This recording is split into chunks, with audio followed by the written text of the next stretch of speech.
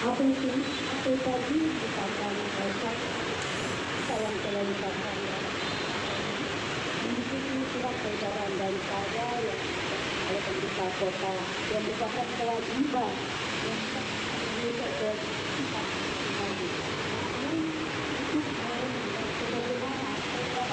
langsung bisa melaksanakan jalur pembahasan perawatan ini. Ini kalau masyarakat pagi akan kegiatannya apel pagi dan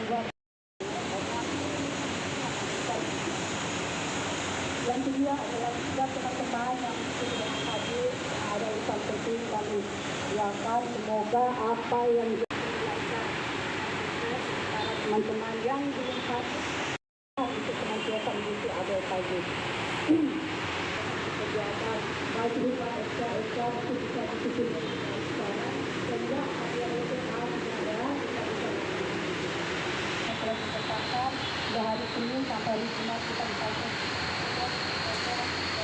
yang telah dipakai aturan kebersihan lingkungan kantor kita. Mungkin sedikit yang bisa saya sampaikan pada kesempatan ini. Atas kekurangan mohon maaf. Assalamualaikum warahmatullahi wabarakatuh.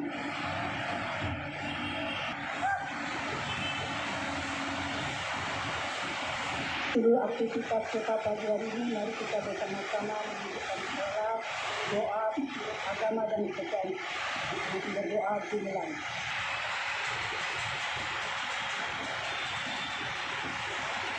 Doa selesai.